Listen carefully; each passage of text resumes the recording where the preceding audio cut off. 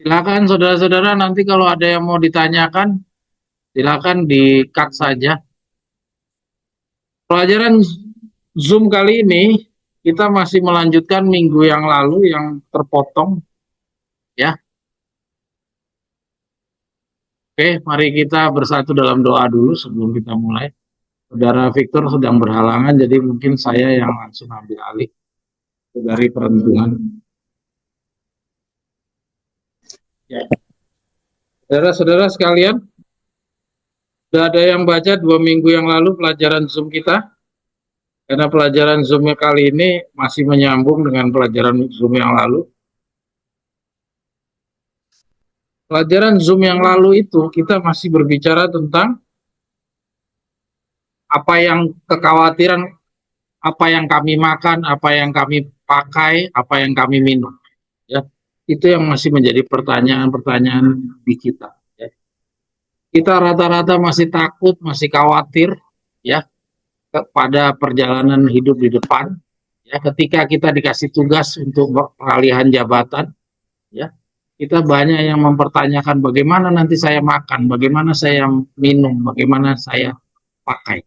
Ya, itu masih pertanyaan-pertanyaan yang masih saja menjadi pertanyaan-pertanyaan kita yang katanya sudah menerima makanan pada waktunya. Padahal pertanyaan-pertanyaan itu bukanlah pertanyaan yang boleh kita tanyakan. Apa? Sebagaimana yang minggu lalu kita sudah pelajari, oh pertanyaan-pertanyaan itu pada dasarnya bukan pertanyaan yang boleh kita tanyakan. Karena itu adalah bagiannya Tuhan. Yaitu mengenai hari esok. Hari esok itu bukan tanggung jawabnya kita. Kita punya tanggung jawab adalah hari ini. Ya. Nah, bacaan yang minggu lalu, kita membaca dari renungan pendahuluan dari cerita tentang cara kerajaan itu datang. Ya, di mana dalam cara kerajaan itu datang, kita dapatkan ada orang-orang yang banyak membaca, tapi tidak sampai kepada pengetahuan.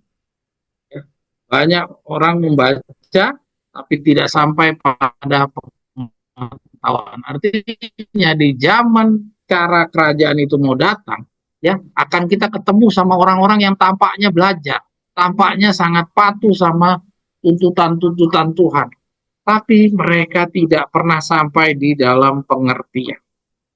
Ya.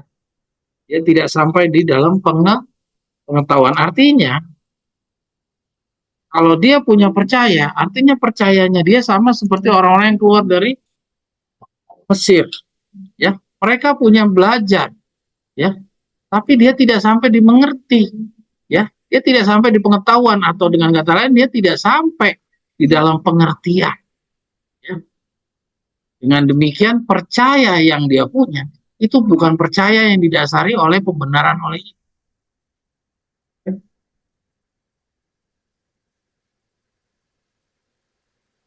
Jadi kita dalam periode kita perlu berhati-hati. Kita akan ketemu sama kelompok-kelompok yang banyak belajar tapi tidak sampai di dalam pengetahuan, tidak sampai di dalam pengertian. Nah, yang berikutnya, dan juga dari antara orang-orang yang tidak sampai dalam pengertian ini nanti akan kita dapatkan cerita tentang apa hampir selamat. Jadi artinya mereka ini bukan dari kelompok orang-orang Advent, karena orang-orang Advent itu bukan orang-orang yang senantiasa belajar. Orang Advent itu adalah orang penolak-penolak kebenaran. Jadi ini yang diceritakan oleh Victor Hutep dalam khotbahnya cara kerajaan itu datang, ya, Amaran sekarang jilid 2 nomor 12, kalau tidak salah nomor 12, ya. Di sana diramalkan tentang akan ada orang-orang nomor 11, ya. Akan ada orang-orang yang hampir selamat. Jadi hati-hati, ya.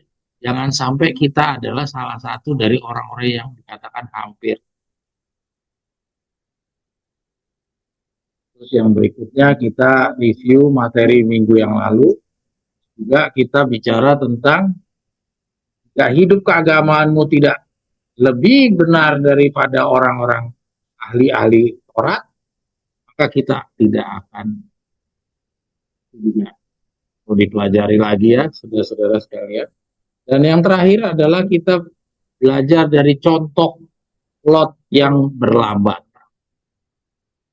Jadi nanti saudara, saya akan melanjutkan cerita tentang pengalaman Lot. Dari cerita pengalaman Lot ini kita dapat pelajaran-pelajaran yang berharga banyak sekali. Ya. Pada kesempatan ini kita akan belajar pengalamannya Lot, ya. Nanti juga kita tambah dari pengalamannya Yakub, ya. Dan juga nanti satu lagi kalau misalkan waktunya cukup, kita akan belajar dari bagaimana adanya kerjaan terakhir ini. Setan akan menggunakan agen-agennya yang paling terakhir ini, yang lebih efektif daripada dia menggunakan agen-agennya yang lama. Yaitu apa? Guru-guru palsu. Jadi agen-agen yang setan gunakan di akhir ini bukan nabi-nabi palsu, tapi guru-guru palsu. Ya, nanti kita akan lihat petunjuk dari Nyonya White, ya, bahwa guru palsu itu perbedaannya dengan nabi-nabi palsu itu apa? Ya, akan lebih efektif mana ketika setan menggunakan nabi palsu ataukah ketika dia menggunakan guru-guru palsu? Ya, dan sekarang di dalam bacaan yang nanti kita sama-sama baca, karena akan diperlihatkan kepada kita bahwa setan akan menggunakan guru-guru palsu. Ya, dia tidak menggunakan lagi nabi-nabi palsu, tapi dia akan menggunakan guru-guru palsu. Ya, bedanya apa? Nanti kita akan baca. Ya, saudara-saudara kalian, mari kita ikuti pembelajaran dulu awalnya dengan pembacaan renungan pendahuluan. Kebetulan saudara Victor kurang sehat, jadi pada kesempatan ini saya yang ambil langsung untuk kita mempelajarinya bersama. Mari kita ikuti bersama-sama. Kalau ada yang mau ditanyakan, silahkan ya.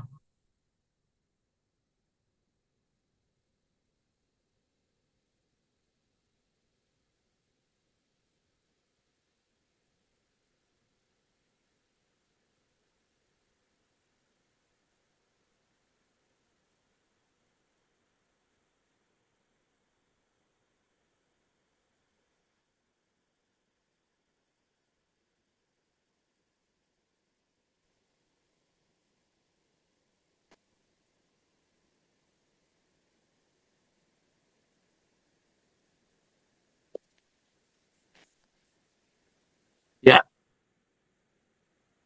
mari kita ikuti renungan pendahuluan. Ini diambil dari Christ Objects Lesson, halaman 160 sampai dengan 161. Ini kalau tidak salah dari Stella ya. Ya, kita ikuti. Dalam setiap langkah maju, dalam pengalaman pengikut Tuhan, pertobatan kita akan menjadi lebih dalam. Kita coba bahas dulu satu persatu dari kata-kata yang kita sama-sama baca.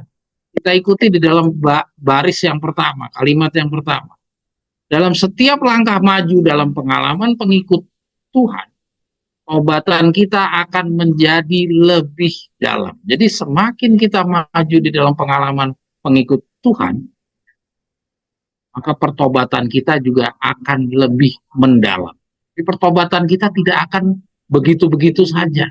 Ya, langkah maju pengalaman beragama kita, pertobatan kita juga harus juga mengikuti, berkembang lebih dalam. Jadi mari kita mengevaluasi diri kita. Kalau kita sudah ilmu pengetahuan, kebenaran pengetahuan kita sudah berkembang, tapi apakah pertobatan kita berkembang ataukah pertobatan kita tetap tidak maju-maju? Ya, kalau kita tidak maju-maju, mumpung masih ada waktu, mari kita evaluasi diri, benahi semua perilaku kita yang belum sesuai antara pengakuan dan pelaksanaan. Pada orang yang telah diampuni Tuhan, terhadap orang yang telah diakuinya sebagai umatnya, ia berkata, ya. Jadi ini kepada orang yang sudah diakuinya sebagai umat. Dia katakan, dan kamu akan teringat kepada kelakuanmu yang jahat dan perbuatan-perbuatanmu yang tidak baik. Dan kamu akan merasa mual melihat dirimu sendiri karena kesalahan-kesalahan dan perbuatan-perbuatanmu yang ya. Jadi ini suatu kata-kata yang disampaikan kepada mereka yang telah diakui sebagai umat. Jadi kalau kita lihat di sini, nanti kepada umatnya itu dikatakan kamu akan teringat kepada kelakuanmu yang jahat dan perbuatan-perbuatanmu yang lalu, yang tidak baik. Dan kamu akan merasa mual melihat dirimu sendiri karena kesalahan-kesalahan. Ya, saudara-saudara lihat di sini Nyonya White menegaskan kepada kita bahwa kalau kita melihat ya setelah kita sudah berkembang maju, pertobatan kita sudah semakin mendalam, ya kita dikasih lihat pada diri kita di masa lalu. Kita akan mengingat lagi di masa lalu kelakuan-kelakuan kita. Kita ketika mengingat kelakuan-kelakuan di masa lalu kita akan merasa apa? Mual, ya, merasa sedih, merasa malu melihat perbuatan-perbuatan kita yang kita nilai sudah tidak tepat dibandingkan dengan pertobatan kita hari ini. Jadi bukan kita melihat ke belakang itu kita berbangga-bangga waktu dulu saya muda, saya begini, begini, begini.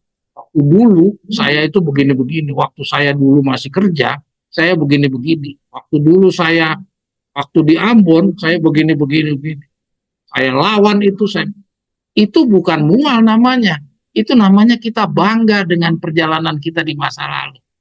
Ya, artinya kita kecewa dengan kondisi kita sekarang yang lebih terpuruk dibandingkan di masa lalu.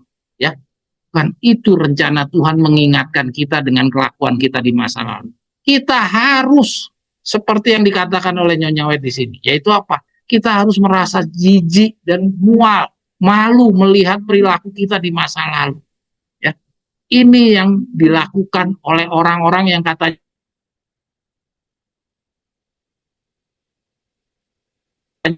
apa ya kan perilaku kita di masa lalu itu bukan orang-orang yang disampaikan oleh bacaan Nyonya White ini. Ya, dia masih orang-orang yang harus bereformasi lebih dalam lagi.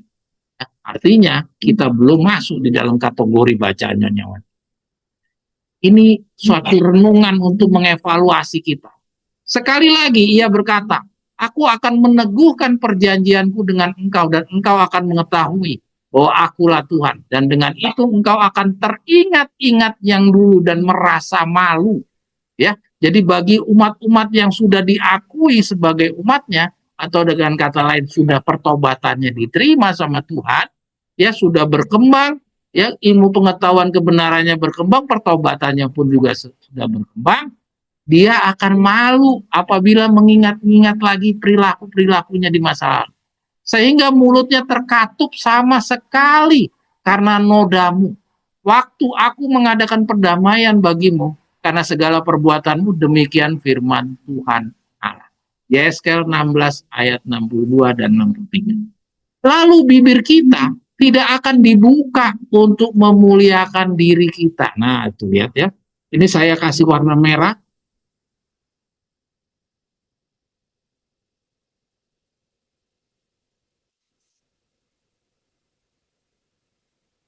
Ya. Ini adalah untuk sejalan antara pengakuan dan pertobatan. Ya, sudah diakui sebagai umat. Ya. Lalu bibir kita tidak akan dibuka untuk memuliakan diri sendiri. Jadi yang kayak tadi, ya, kalau kita mengingat masa lalu, wah saya waktu dulu muda itu, saya begini-begini, saya palungku itu orang itu, wah terjungkal orang itu. Itu bukannya dia sedih, bukannya dia malu dengan masa lalunya. Itu artinya dia bangga dengan masa lalunya.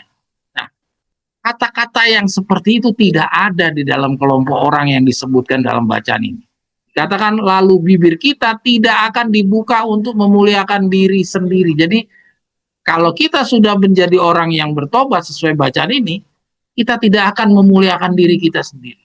Ya, kita tidak akan menceritakan masa lalu kita dulu bagaimana. Kita akan tahu bahwa kekuatan kita adalah di dalam Kristus saja. Kita akan menjadikan pengakuan rasul menjadi pengakuan kita. Jadi bukan diri kita yang kita bangga-banggakan, tapi kita akan berbicara seperti pengakuan seorang rasul menjadi pengakuannya kita. Pengakuan rasul dari mana? Rasul siapa? Rasul Paulus. Di dalam Roma 7 ayat 18 ia mengatakan, sebab aku tahu bahwa di dalam aku, yaitu di dalam aku sebagai manusia, tidak ada sesuatu yang baik. Kita lihat bagaimana seorang Paulus, kita tahu Paulus dahulu bagaimana dia orang pejabat tinggi, terhormat. Ya, tidak ada orang yang berani. Semua pengikut Kristus ketakutan sama Paulus. Tapi tidak ada sedikit pun dalam bacaan Roma 7 ayat 18 ini, Paulus mau membangga-banggakan dirinya yang masa lalu. Jadi bagi seorang Paulus yang benar-benar contoh dari orang yang sudah bertobat, dia benar-benar malu dengan masa lalunya. Ya, perbuatan-perbuatan yang di masa lalu itu bagi mata dia keji bagi dia. Dia mual untuk membicarakan pengalaman masa lalunya. Tetapi sekali-kali tidak mau bermegah. Aku sekali-sekali tidak mau bermegah selain dalam salib Tuhan kita. Sebab olehnya dunia telah disalibkan bagiku dan aku bagi dunia. Galati 6 ayat 14. Ya, ini juga harusnya dimerahkan, Del. Tolong, Del. Jadi Roma 7 ayat 18 ini Paulus, Galatia juga Paulus. Ya, jadi kita harus mencontoh bagaimana seorang yang sudah bertobat, yang sudah diakui oleh sorga, ya, kita juga kalau mau jadi orang yang diakui oleh sorga, kita juga harus menghilangkan diri kita. Ya, semua yang kita bicara tentang masa lalu kita, itu kita harus tutup dan kita ganti dengan hanya membicarakan Yesus. Sesuai dengan pengalaman ini, ada perintah. Tetaplah kerjakan keselamatanmu dengan takut dan gentar. Nah, ini saya hitamkan, saya merahkan itu. Takut dan gentar. Jadi minggu lalu kita sudah sama-sama bahas tentang takut dan gentar. Ya, takut dan gentar ini dibutuhkan dalam kita mengejar keselamatan kita. Kenapa kok harus takut dan gentar? Kemarin kita udah bahas, ya sama seperti kita di kantor atau di sekolah, kalau kita takut dengan bos, kita takut dengan guru, maka membuat diri kita jadi lebih patuh daripada kita tidak sama sekali takut. Kita tenang-tenang saja, jadi bos lewat atau bos kasih perintah, kita tunda-tunda karena kita nggak ada khawatirnya sama bos. Kita pikir, bos itu baik ke orangnya, bos itu pemaaf, bos itu panjang sabar, murah. Ya, Tuhan, bos itu sangat pengertian. Nah, kalau ada bos yang seperti itu, tentunya karyawannya tidak takut. Dan akibatnya apa? Banyak pekerjaan yang ditunda-tunda. Dan itulah buktinya kita sekarang. Jadi, maka itu Nyonya White mengingatkan kita harus dalam melaksanakan keselamatan kita, harus kita laksanakan dengan takut dan gentar. Supaya apa? Supaya kita takut salah.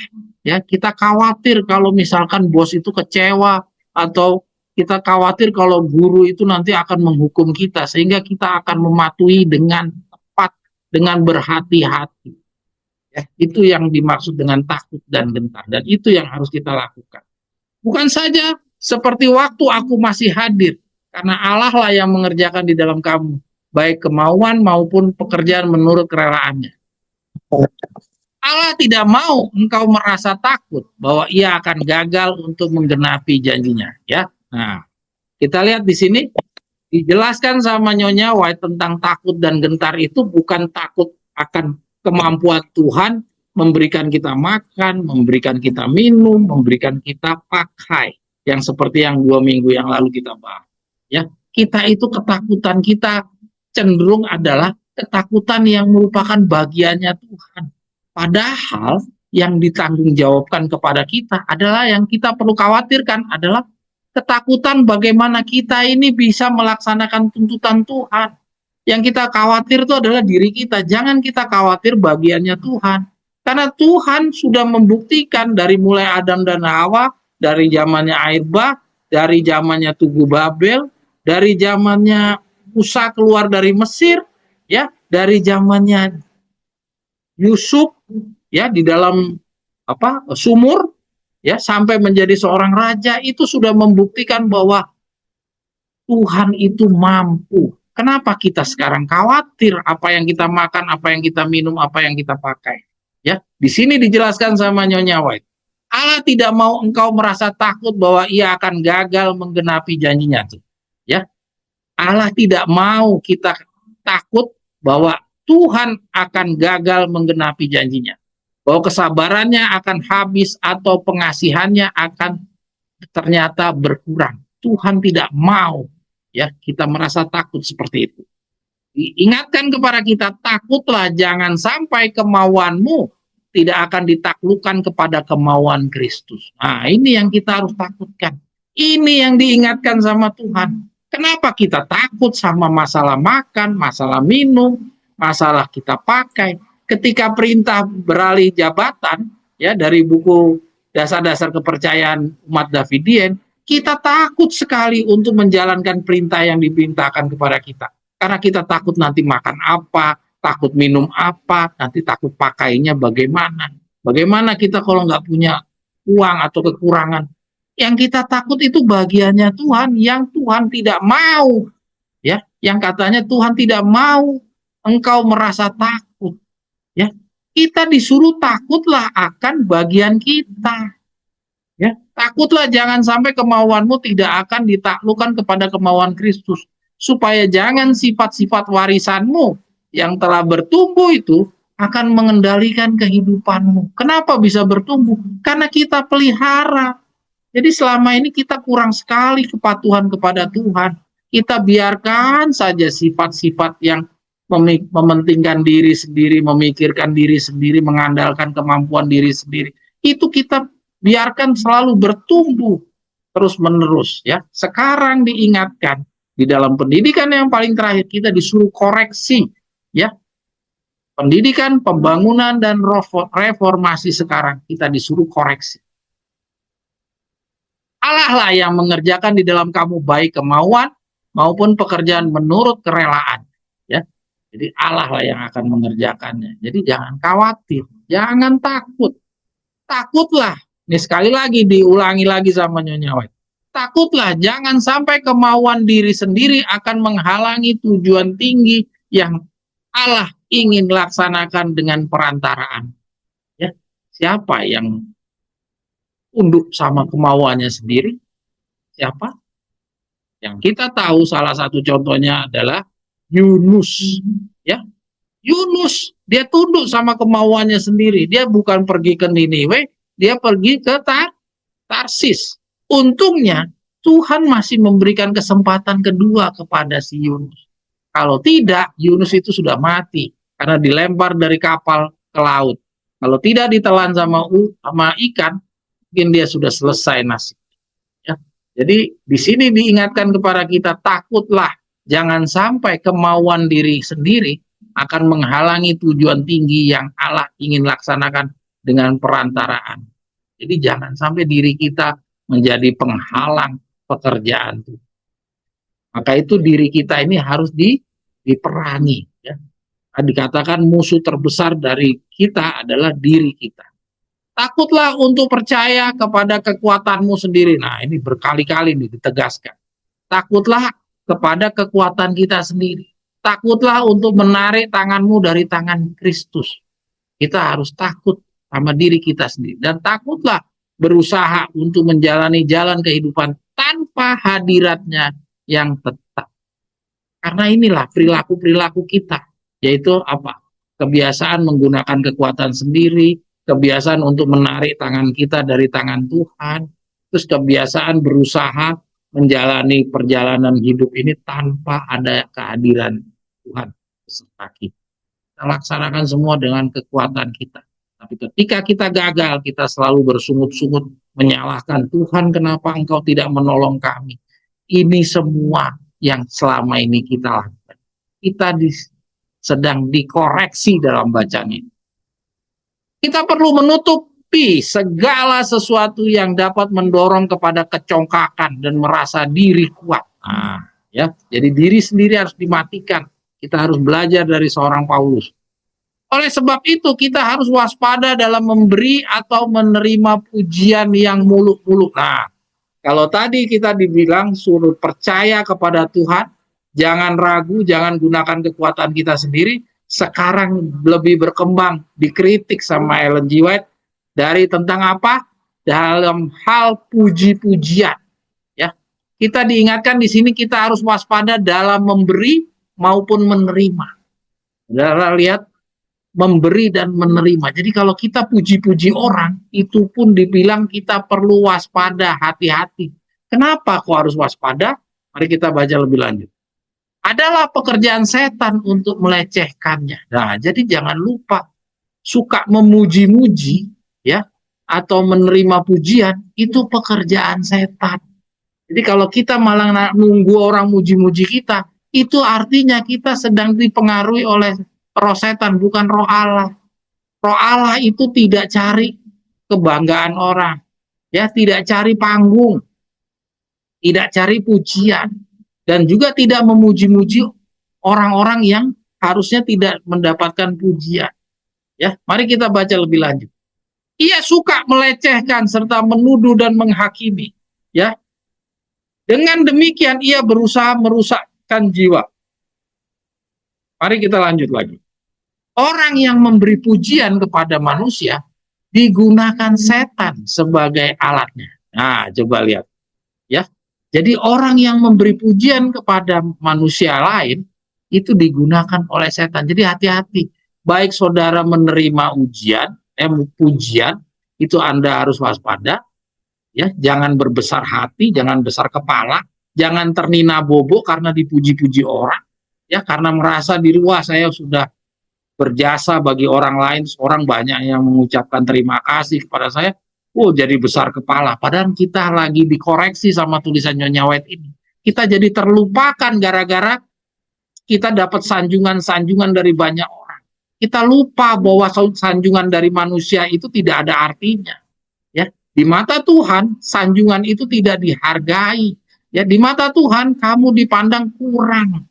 Ya, kamu sedang dikoreksi sama Nyonya, tapi karena kamu sudah terlanjur besar kepala, kamu lupa bahwa kamu harus melakukan pembangunan dan reformasi. Itu bahayanya untuk menerima pujian.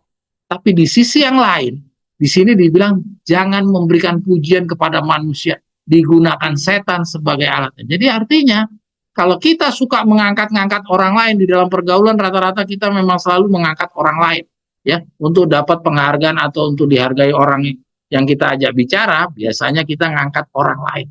Padahal ngangkat orang lain itu kita sedang meninabobokan orang itu. Kalau orang itu pelanggar hukum, kita puja-puji, kita angkat-angkat, wah saudara ini ya pengetahuan Alkitabnya luar biasa. Padahal dia penolak kebenaran. Kalau kita buat begitu, orang itu nanti akan sama seperti kita tadi, terinabobo dan akhirnya dia tidak melakukan pembangunan dan reformasi. Ya. Artinya kita bukan dari pihak Tuhan, tapi kita dari agennya setan. Hendaklah pekerja Kristus memimpin setiap kata pujian jauh dari diri mereka. Ya, jadi kita harus koreksi. Kalau kita memuji hanya kepada siapa? Hendaklah diri itu dikeluarkan dari pandangan. Hendaklah diri itu dikeluarkan dari pandangan diri kita maupun diri orang lain. Dikeluarkan dari pandangan. Kristus saja yang harus ditinggikan. Kita koreksi. Mulai dari sekarang kita harus koreksi di dalam kita berbicara dengan orang. Tidak usah kita bangga-banggakan orang. Wah, orang ini bagus ya.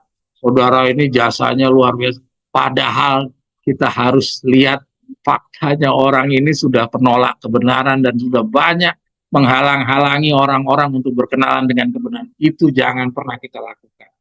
Ya, di dalam bacaan ini kita dikoreksi.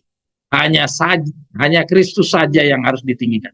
Bagi Dia yang mengasihi kita dan yang telah melepaskan kita dari dosa kita oleh darahnya. Hendaklah setiap mata dan pujian, setiap hati diarahkan ke atas. Jadi mulai dari sekarang kita lihat, ya, banyak sekali koreksi-koreksi yang Tuhan lakukan kepada kita. Ternyata praktek beragama kita ini selama 3,5 tahun kita nggak tahu kalau semua pembicaraan-pembicaraan kita diamati sama Tuhan. Ya, bacaan ini sudah ditulis ribuan tahun. Bukan ribuan tahun, ratusan tahun. Ya, sampai sebelum Nyonya White-nya meninggal, Nyonya White sudah nulis, tapi kita tidak pernah lihat. Ya, ternyata semua gerak-gerik kita itu dibaca sama Tuhan dan dikritik sama Tuhan. Lanjut dah. Nah, ini bacaan yang kedua. Tidak seorang pun sempurna, ya. Harta tak ternilai itu kita simpan. Bisa dibilang dalam sebuah bejana tanah liat biasa untuk menunjukkan bahwa kuasa agungnya berasal dari Allah dan bukan dari kita. 2 Korintus 4 ayat 7. Filipi, wah ini belum selesai ya, nanti dicari deh. Semua murid memiliki kesalahan serius ketika Yesus memanggil mereka untuk melayaninya. Ya, ini salah satu contoh dari orang yang dikoreksi sama Tuhan. Ya, sengaja ini saya gabungkan dengan bacaan yang di atas. Ya, tujuannya adalah apa? Tujuannya supaya kita jangan kecil hati, merasa diri kita ini lebih rendah, lebih tidak masuk akal untuk bisa diselamatkan dibandingkan rasul-rasul dahulu. Ya, bacaan ini memperlihatkan bahwa Tuhan memilih rasul-rasul, ya, bukan orang-orang yang sempurna. Mari kita baca. Semua murid memiliki kesalahan serius. Semua, bukan cuma satu atau dua. Ketika Yesus memanggil mereka untuk melayaninya, ya. Jadi kita lihat di sini Yesus bukan tidak tahu Tuhan. Yesus memang sengaja. Nanti kita akan baca alasannya di bawah. Bahkan Yohanes yang paling dekat bergaul dengan dia, yang lemah lembut dan rendah hati, pada dasarnya tidak lemah lembut dan mudah mengalah. Lihat. Jadi Yohanes yang paling dekat sama Yesus, ya, ternyata juga sama dari jenis orang yang punya masalah yang serius. Ya, dia tidak lemah lembut dan tidak mudah mengalah. Ya, ya, kita lanjut. Ia dan saudaranya disebut anak-anak guru. Ia dan saudaranya, saudara tahu saudaranya Yohanes siapa? Yakobus, ya, saudara tahu? Kok disebut anak-anak guru, maksudnya apa? Ya, sebagaimana guru kan suaranya bergemuruh, ya, bikin keributan, ya. Jadi dia disebut anak-anak guru oleh siapa? Tentunya oleh teman-temannya sesama rasul-rasul. Ya, kenapa disebut anak-anak guru bersama saudaranya? Karena kita ingat ada satu cerita, ya, bahwa si Yohanes dan Yakobus meminta tolong ibunya Salome datang kepada Yesus, merayu Yesus untuk bisa mengangkat mereka berdua menjadi orang-orang besar, ya, nanti di kerajaan pada saat kerajaannya ya. Jadi dari umat-umat yang lain itu, dari rasul-rasul yang lain itu menjadi iri hati melihat kepada usahanya Yohanes dan Yakobus ini. Maka itu disebut anak guru. Selama mereka bersama Yesus, setiap penghinaan yang ditujukan kepadanya membangkitkan kemarahan dan permusuhan mereka. Nah, ini emosinya ya Yohanes ini tidak bisa ditahan. Temperamen jahat, dendam, dan semangat mengkritik semuanya ada dalam diri murid yang dikasih itu. Ia sombong dan berambisi untuk menjadi yang pertama di kerajaan Allah. Namun hari demi hari, nah lihat ya, jadi karakternya Yohanes ini kita bisa lihat betapa buruknya karakternya Yohanes ini. Ya, jadi jangan kecil hati kita calon-calon 144.000, jangan merasa diri kita ini tidak pantas, tidak layak untuk jadi calon 144.000. Tuhan sengaja menggunakan murid-murid yang karakternya secacat seperti kita. Ya, jadi supaya apa? Supaya kita jangan kecil hati. Kita lanjut. Ya, bagaimana dia bisa berubah atau tidak? Mari kita ikuti. Kalau dia bisa berubah, maka kita juga harusnya bisa berubah. Namun hari demi hari berbeda dengan semangat yang keras. Ia melihat kelembutan dan kesabaran Yesus dan mendengar pelajarannya tentang kerendahan hati dan kesabaran. Nah, kita lihat hari demi hari. Jadi artinya Yohanes ini berkembang. Bagaimana dengan kita? Kita berkembang atau tidak? Berbeda dengan semangat yang keras, ia melihat kelembutan dan kesabaran Yesus dan mendengar pelajaran tentang kerendahan hati dan kesabaran. Ia membuka hatinya terhadap pengaruh ilahi dan tidak hanya menjadi pendengar, tapi juga pelaku firman juru selamat. Diri tersembunyi di dalam Kristus. Ya, dirinya tersembunyi di dalam Kristus. Ia tidak membanggakan diri. Ia belajar memikul kuk Kristus dan menanggung bebannya. Ya, mungkin kita akan protes. Ya, kalau Yohanes kan hidupnya bersama dengan Yesus. Bisa saja dia hari demi hari dia berubah. Ya, dari karakternya yang keras dia bisa berubah karena dia bersama dengan Yesus. Ya. Mari kita sama-sama ikuti. Yang bisa membuat Yohanes berubah karena apa? Karena ia melihat kelembutan dan kesabaran Yesus dan mendengar pelajarannya. Bagaimana dengan kita? Kita kan tidak bersama dengan Yesus. Kalau Yohanes dulu bisa berubah karena dia melihat, ya, mendengar. Bagaimana dengan kita? Kita tidak bisa bertemu dengan Yesus. Kita bisa seperti Yohanes, yaitu caranya bagaimana? Kita juga harus dari hari ke hari, ya. Kita harus membaca, ya. Jadi kalau Yohanes Pewahyu dahulu melihat, kita membaca dan mendengar pelajarannya tentang kerendahan hati dan kesabaran. Jadi kalau kita mau bisa berubah, kita harus membaca. Yohanes harus melihat, mendengar. Kita harus membaca dan mendengar. Tapi kalau tidak pernah baca, tidak mau dengar, dikirim Zoom, tidak mau dibuka, ada website, tidak pernah dipelajari, ya, belajarnya selalu berkumpul dengan para pelanggar-pelanggar hukum. Ya, sampai kiamat kamu tidak pernah bisa merubah dirimu. Ya, lihat, Yohanes berubah karena apa? Hari demi hari ia bersama-sama dengan Yesus. Dia melihat Yesus, mendengar Yesus. Tapi kalau kita tiap hari bersama-sama dengan orang-orang penolak kebenaran atau orang-orang yang mementingkan kepentingan diri sendiri, ya jangan pernah berharap kita bisa berubah. Ya. Mari kita lanjut yang berikutnya. Yesus menegur murid-muridnya, ia memperingatkan dan menasihati mereka. Tetapi Yohanes dan saudara-saudaranya tidak meninggalkannya.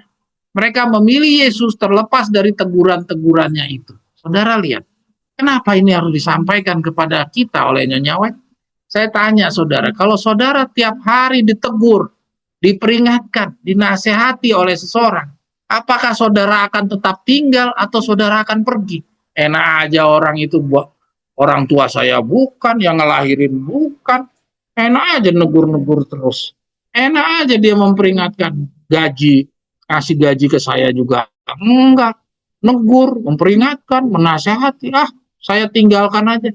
Itu rata-rata kita semua seperti itu. Ketika kita ditegur, dipersalahkan, kita akan meninggalkan orang yang menegur kita. Tapi murid Yesus, Yohanes Pembaptis, Yohanes Pewahyu yang kita sedang baca ini, dia tidak seperti itu. Ya. Dia tetap tinggal. Ya. Mereka tetap memilih Yesus, terlepas dari teguran-teguran itu. Jadi kita harus seperti Yohanes. Walaupun tulisan Nyonya White amaran-amarannya selalu menghakimi kita terus-menerus, kita harus tetap tinggal. Juru selamat tidak meninggalkan mereka karena kelemahan dan kesalahan mereka.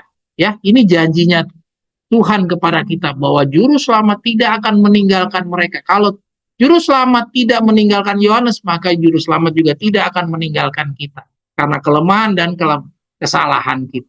Mereka terus berbagi pencobaannya dan mempelajari. Ya, dia terus berbagi, ya seperti kita sekarang berbagi dan mempelajari pelajaran hidupnya sampai akhir.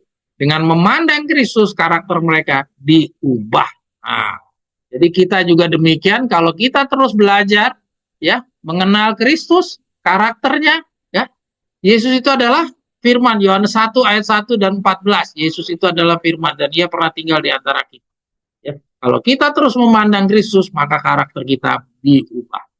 Sebagai wakilnya di antara manusia, Kristus tidak memilih malaikat yang tidak pernah jatuh, melainkan manusia yang memiliki hasrat yang sama dengan mereka yang ingin mereka selamatkan. Ini saya kasih warna kuning karena apa? Karena ini tulisan membesarkan hati kita bahwa kita masih punya peluang. Jangan kecil hati, saudara-saudara sekalian. Tuhan bisa saja memilih malaikat yang tidak pernah jatuh untuk jadi rasul-rasul. Tapi tidak. Tuhan memilih manusia. Dan manusia yang Tuhan pilih bukan orang-orang yang kayak Samaria. Ya, tapi Tuhan pilih orang-orang yang punya cacat-cacat yang serius. Ya, yaitu orang-orang yang juga mau diselamatkan oleh mereka. Yaitu siapa? Kita. Setelah berada dalam bahaya, mereka menyadari bahaya dan kesulitan di jalan itu. Dan karena alasan ini, dipanggil untuk mengulurkan tangan bagi orang lain yang berada dalam bahaya yang sama. Jadi demikian kita. Setelah kita belajar, kita menemukan banyak amaran-amaran dan kita juga baca hukum-hukum upacara. Ya, kita lihat banyaknya bahaya-bahaya dan kesulitan di depan jalan sana. Ya, Sehingga dengan kita mengetahui, kita diharapkan untuk juga membagikan kepada orang-orang lain. Sama-sama bisa tahu bahwa ada jalan bahaya di depan yang kita harus ngajak sertakan Tuhan di dalam kehidupan kita. Jangan kita banggakan diri, jangan kita mengandalkan kekuatan kita. Ya, yang tadi kita baca, takutlah untuk menggunakan kekuatan kita, takutlah untuk melepaskan tangan Tuhan, takutlah untuk tidak mengikut sertakan Tuhan di dalam sebuah kehidupan kita. Itu kita bagikan kepada orang-orang. Ya, tetapi kita baca ada jiwa-jiwa yang bingung dengan keraguan, terbebani dengan kelemahan, lemah dalam iman dan tidak mampu memahami yang tak terlihat.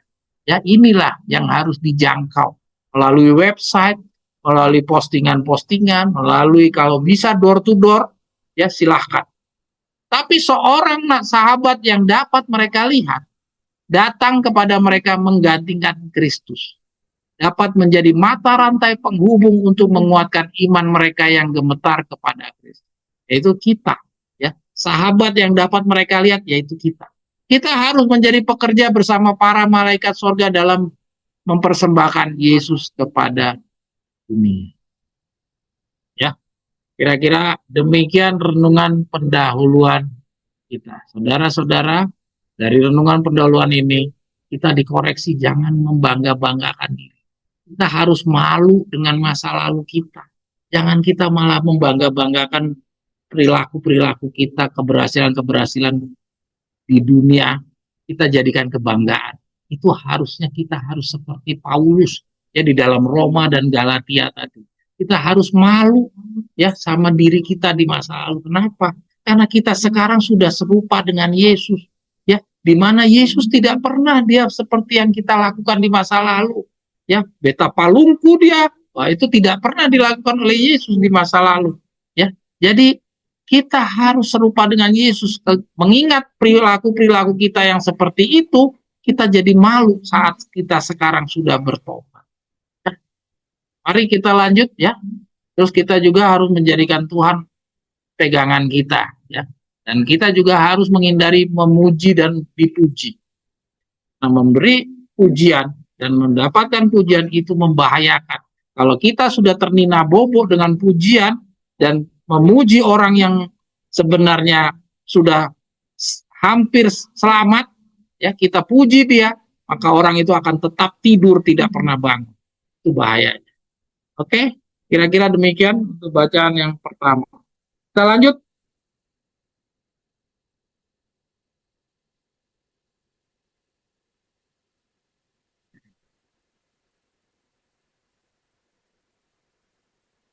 Ya, ini bacaan yang berikutnya ini saya coba mengajak saudara untuk mengevaluasi lagi ya pembelajaran tentang Lot yang dikatakan berlambatan. Kalau minggu yang lalu kita baca sama-sama, itu kita dapat dari buku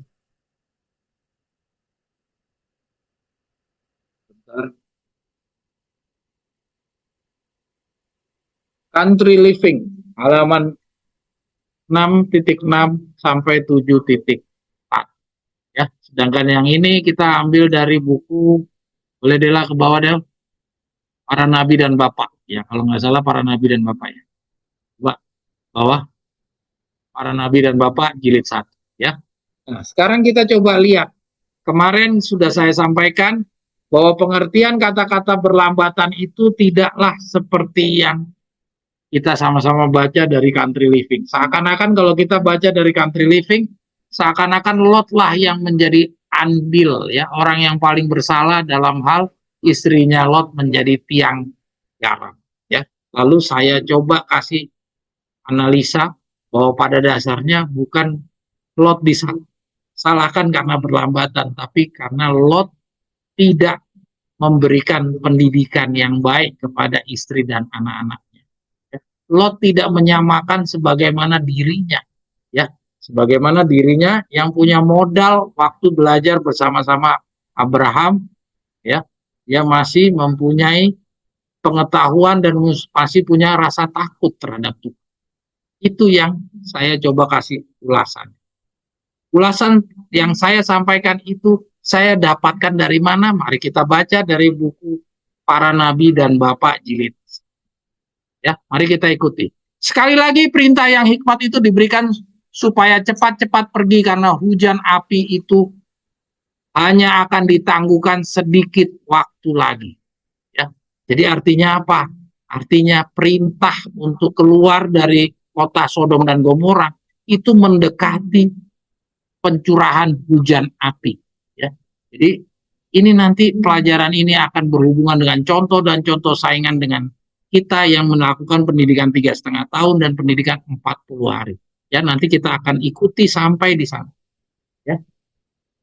Tetapi salah seorang dari pengungsi itu memberanikan diri untuk menoleh ke belakang ke kota yang celaka itu, dan ia pun menjadi menjadi satu tugu peringatan akan penghukuman Tuhan. Ya, saya besarkan itu. Dan kita semua tahu siapa itu? Satu orang, yaitu siapa? Itu adalah istrinya Lot.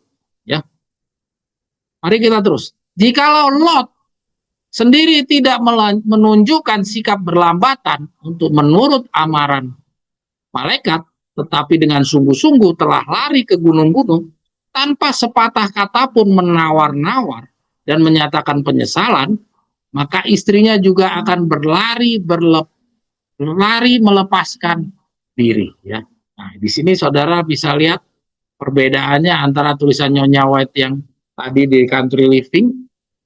Kalau di Country Living dikatakan, andai saja Lot bergegas seperti yang Tuhan kehendaki, istrinya tidak akan menjadi tiang garam. Jadi seakan-akan gara-gara Lot terlambat, ya, terlambat mengajak istrinya keluar, istrinya jadi tiang garam. Padahal tidak.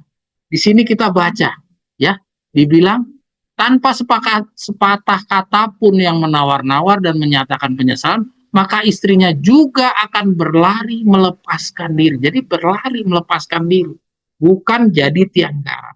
Oke, lanjut. Pengaruh teladan hidupnya akan menyelamatkan istrinya dari dosa yang telah memeteraikan kebinasaannya. Nah, coba di sini disebutkan, ya. Jadi di sini lebih tegas bahwa pengaruh teladan hidupnya. Jadi harusnya Lot ini jadi teladan, ya, buat istrinya supaya bisa luput dari pemeteraian kebinasaannya. Ya. Tetapi rasa segan serta sikap yang berlambatan telah menyebabkan istrinya meremehkan amaran ilahi. Ya.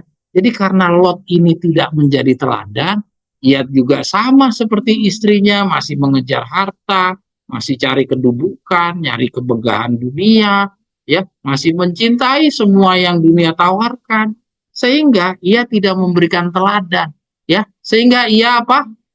Ia tidak mendidik istrinya untuk mau.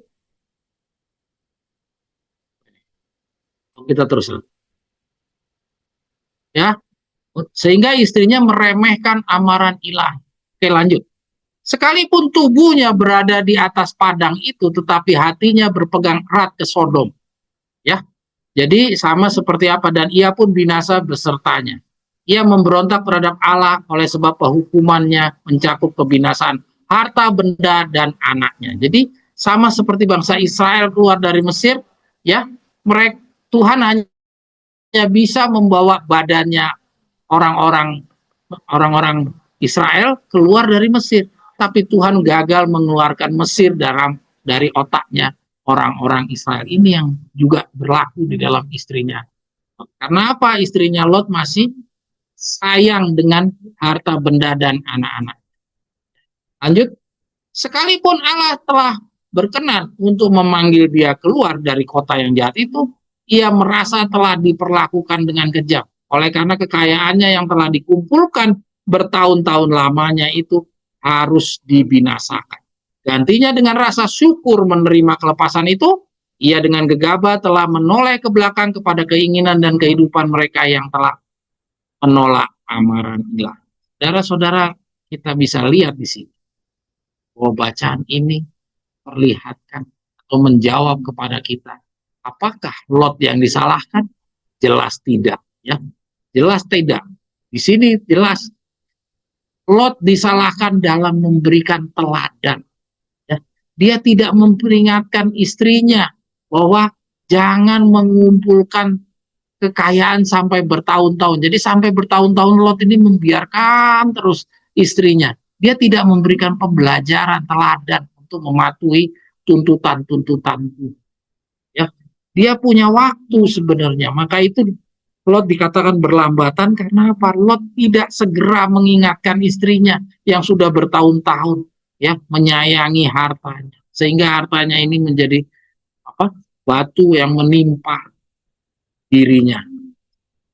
Ya, dia gagal untuk bisa lolos dari kehancuran kota Sodom dan Gomora. Jadi kehancuran kota Sodom dan Gomora yang berdampak kepada istrinya Lot menjadi tiang garam adalah kesalahan dari istrinya sendiri. Lot punya salah hanya karena dia tidak segera memberikan pembelajaran secepatnya kepada istrinya, tidak mengingatkan, tidak memberikan teladan. Ya. Dosanya menunjukkan bahwa ia tidak layak untuk hidup, tidak layak untuk mendapatkan perlindungan yang tidak dihargainya. Ya, jadi bukan dosanya Lot yang membuat dia jadi tiang garam. Ya, seperti bacaan yang tadi kalau kita baca secara singkat dari buku Country Living. Ya. Tapi dosanya dia sendiri. Kita harus berhati-hati agar jangan meremehkan usaha Allah yang penuh kemurahan untuk keselamatan kita. Ya. Nah, di bacaan yang ini, Lot memiliki terlalu banyak sikap berlambat-lambat. Janganlah kita menjadi seperti dia. Jadi kesannya Lot yang paling salah. Padahal dalam bacaan yang kita baca di dalam PB1 ini, terlihat yang paling salah ya istrinya sendiri. Ya, Lot itu tidak menjadi bintang utama kesalahannya dari istrinya. Ya, ada orang Kristen yang berkata, ya, kita harus berhati-hati agar jangan meremehkan usaha Allah yang penuh kemurahan untuk keselamatan kita. Nah, itu jadi istrinya lah yang disalahkan, bukan Lot. Ya, karena Lot karena istrinya meremehkan usaha Tuhan untuk memperingatkan. Amaran-amarannya Tuhan diabaikan. Ya. Ada orang Kristen yang berkata, saya tidak mau diselamatkan kecuali istri dan anak-anak diselamatkan bersama-sama dengan saya. Ya. Mereka merasa bahwa surga bukanlah surga tanpa kehadiran mereka yang sangat dikasihi. Ini banyak, orang Advent banyak sekali yang seperti ini. Ya, kalau kita dapat istrinya karena dia takut sama suaminya, akhirnya dia meninggalkan kebenaran demi mempertahankan rumah tangganya. Banyak orang yang kita dapatkan juga suaminya atau anaknya, tapi dia takut kehilangan orang tuanya atau takut dimarahi oleh orang tuanya, sehingga dia kembali lagi. Artinya apa? Dia rela untuk mendapatkan hubungan yang baik di dalam keluarga, tetapi dia mengorbankan Tuhan. Kira-kira Tuhan akan berkenan nggak dengan orang-orang yang seperti itu? Ya, mari kita lihat pertanyaan yang dilemparkan sama Tuhan kepada kita. Pada orang-orang yang seperti ini. Ya,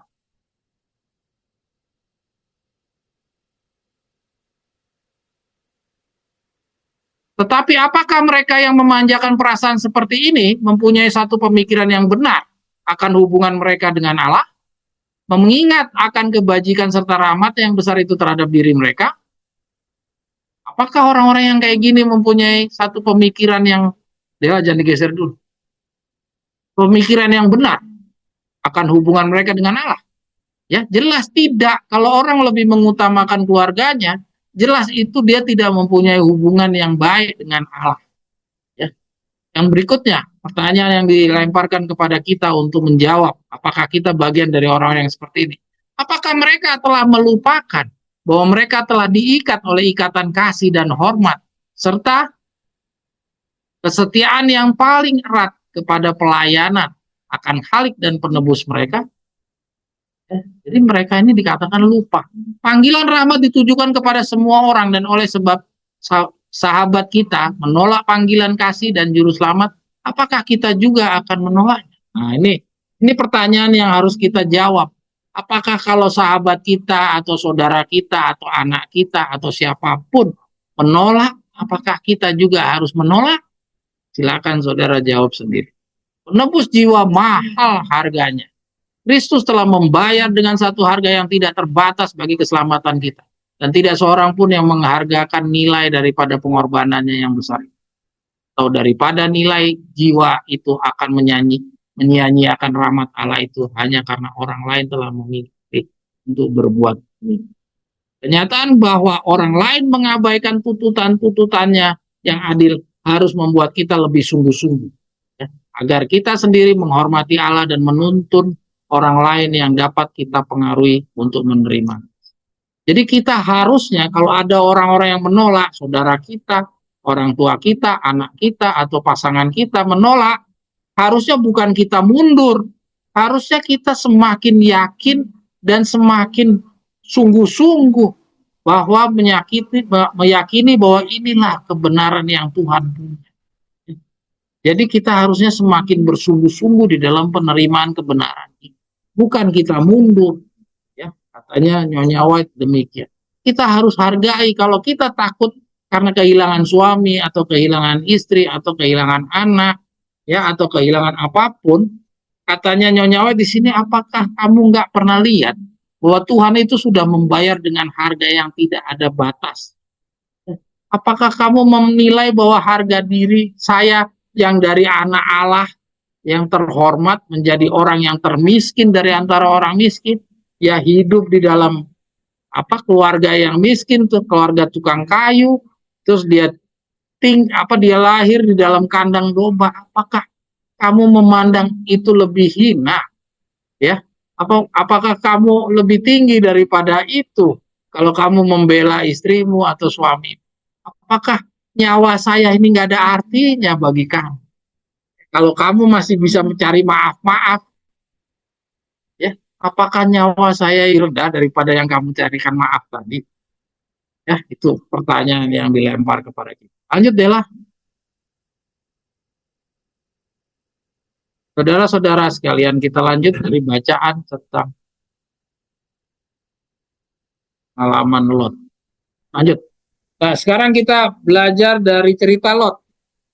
Ya, lanjut kita ambil cerita dari pengalaman Lot. Kita akan ambil cerita contoh dan contoh saingan dari 40 hari.